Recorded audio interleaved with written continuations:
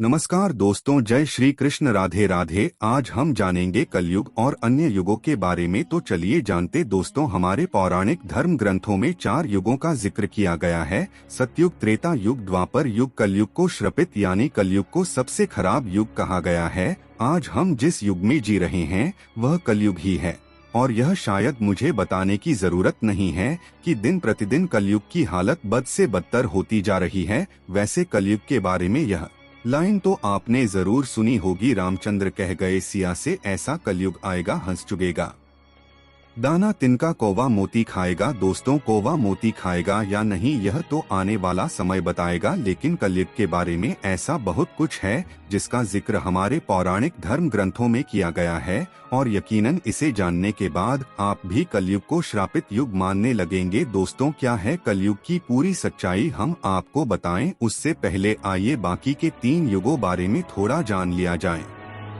सत्यक, सत्य का योग। दोस्तों, सनातन धर्म का सबसे पहला युग सतयुग है, जिसे सत्य का युग भी कहा जाता है। पुराणों में सतयुग की काल अवधि 17,28,000 साल बताई गई है। सतयुग में प्रतीकात्मक रूप से धर्म के 4 स्तंभ थे। तब सत्य, सद्धि और दया, आप इन्हें धर्म के 4 पैर भी कह सकते हैं। उस समय इंसान की लंबाई 32 फीट हुआ करती थी, यानी जरा सोच कर देखिए कि उस समय का इंसान लगभग 21 हाथ जितना लंबा होता था। सतयुग में इंसानों की लंबाई ज्यादा हुआ करती थी। उस समय का इंसान 10,000 वर्ष से 1,00,000 वर्ष तक जीवित रहता था। सतयुग में धरती पर पाप की मात्रा शून्य होती थी। यानी पाप क्या होता है सतयुग के लोगों को पता तक नहीं था। उस समय के लोगों में पुण्य सबसे अधिक हुआ करता था, यानी कि सतयुग में जितने भी लोग थे सबके सब पुण्य आत्मा थे। राजा हरिश्चंद्र की कहानी तो आप सबने सुनी ही होगी, जो अपने पूरे जीवन काल में सदा सत्य के मार्ग पर चले थे, यहाँ तक कि सत्य के लिए उन्होंने अपना और अपने परिवार का बलिदान दे दिया था। राजा हरिश्चंद्र भी सतयुग के समय ही हुए थे। त्रेता युग, राजात योग। दोस्तों, सनातन धर्म का दूसरा योग त्रेता युग को कहा जाता है। इस युग की कालावधि 12,96,000 वर्ष थी। इस योग को रजतयुग बहुत से लोग दया। इस युग में 3 स्तंभ थे। दया धर्म का चौथा स्तंभ तब सतयुग के अंत में ही घाट गया था। त्रेता युग में मनुष्य की लंबाई 21 फीट होती थी, यानी कि लगभग 14 हाथ के बराबर, और आयु लगभग 1000 बरस हुआ करती थी। त्रेता युग तक समाज वर्गों में विभक्त हो गया था। समाज में ब्राह्मण, क्षत्रिय, वैश्य और शूद्र वर्ण अस्तित्व में आ चुके थे। इस जग में लोग अपने कर्तव्य का पालन तो करते थे, लेकिन उनके अंदर लालच, ईर्ष्या की भावना ने घर कर लिया था। इसलिए त्रेता युग में पाप की मात्रा बढ़कर 25% हो गई थी और पुण्य की मात्रा घटकर 75% रह गई थी। जहां इस युग में भगवान विष्णु ने अपने वामन और राम अवतार में अवतरित हुए थे, तो वही इस युग में बाली और रावण जैसे महान राक्षस भी हुए। बाली जिन्होंने ने भगवान वामन को पूरी धरती दान में दे दी थी, तो वही रावण जिसने माता सीता का अपहरण करने के बाद भी उन्हें छुआ तक नहीं था। द्वापर युग। दोस्तों, सनातन धर्म का तीसरा युग द्वापर युग माना जाता है। इस युग की कालावधि 8,64,000 थी। धर्म का तीसरा स्तंभ त्रेता युग के समय समाप्त हो गया था, इसलिए इस युग में धर्म के केवल 2 स्तंभ ही बचे थे, सत्य और दया। इस युग में इंसान की लंबाई घटकर 11 फीट रह गई थी, यानी लगभग 7 हाथ जितना, और आयु घटकर 1000 वर्ष रह गई थी। इस युग के लोगों को अपने कर्तव्यों का ध्यान नहीं था। लोगों के अंदर काम, क्रोध, लोभ जैसी भावनाएं जन्म ले चुकी थी। इस वजह से इस युग में पाप की मात्रा भी बढ़कर 50% और पुण्य की मात्रा घटकर 50% रह गई थी।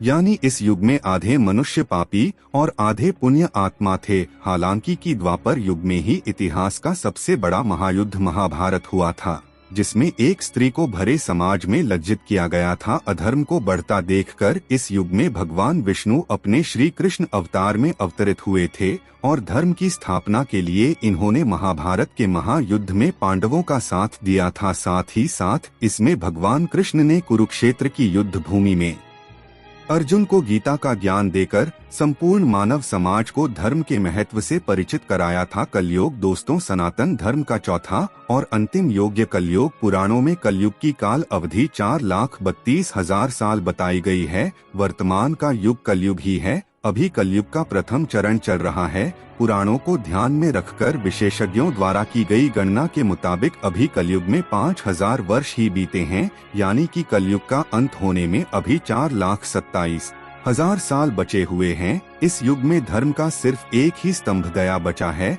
जो कि कलयुग के अंत तक समाप्त हो जाएगा। इस युग में पाप की मात्रा 75% और पुण्य की मात्रा 25% बताया गया है। साथ में ये भी कहा गया है पुण्य की मात्रा कलयुग के अंत तक घटकर 0 हो जाएगी। इस युग में इंसान की लंबाई 5 फीट 5 इंच बताई गई है, यानी लगभग 3:30 और आयु 80 से 90 साल बताई गई है। लेकिन साथ में विष्णु पुराण में यह भी बताया गया है कि जैसे जैसे कलयुग का अंत नजदीक आएगा वैसे ही मनुष्य की आयु सीमा घटती जाएगी और अंत में मनुष्य की आयु घटकर मात्र 20 से 30 साल रह जाएगी। उस समय छोटे छोटे बच्चे गंभीर बीमारियों का शिकार होंगे। अल्पायु में ही बच्चों की आंखों पर चश्मे और बालों में सफेदी छा जाएगी। हर इंसान रूप से परेशान होगा, बच्चे से लेकर बूढ़े तक। कलयुग में हर कोई चिंताओं से घिरा रहेगा। कलयुग के अंत में विवाह एक प्रकार का समझौता होगा। जिसके पास पैसा होगा स्त्रियां उन्हें ही अपने पति के रूप में स्वीकार करेंगे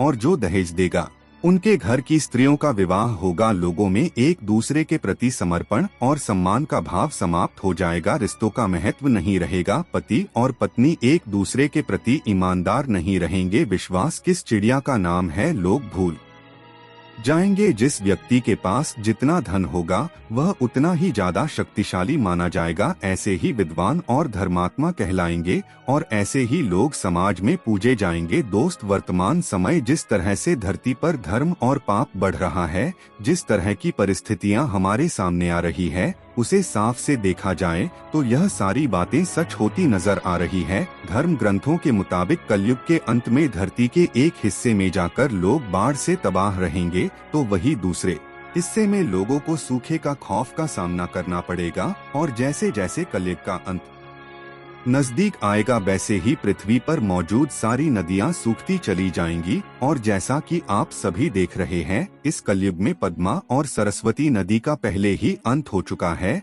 अब एकमात्र सिर्फ गंगा मां है। यह भी कलयुग के अंत तक विलुप्त हो जाएगी, जिसके बाद पानी की कमी के वजह से धरती फटने लगेगी। और एक समय ऐसा आएगा कि जब लोग पानी की बूंद बूंद के लिए तरसकर अपने प्राण त्यागने लगेंगे। उस समय धरती पर चारों ओर सिर्फ अधर्म का बोलबाला होगा। लोगों के हृदय से दया भाव समाप्त हो गया होगा। लोग सिर्फ अपने बारे में सोचेंगे और खाने के एक दाने के लिए अपनों का खून बहाने से भी नहीं कतराएंगे। कलयुग में पाप की सीमा पार हो जाएगी। लोगों के हृदय में धर्म का स्थान अधर्म ले लेगा। तब धरती पर दुष्टों के संहार के लिए भगवान विष्णु अपने कल की रूप में अवतरित होंगे। भगवान का ये कल की अवतार 64 कलाओं से युक्त होगा। उस वक्त में एक सफेद घोड़े पर सवार होकर संसार से पापियों का विनाश करेंगे। उनके एक हाथ में तलवार होगा तो वही उनके दूसरे हाथ में तीर कमान होगी। धर्म ग्रंथों के मुताबिक जिस तरह त्रेतायुग में भगवान श्री कृष्ण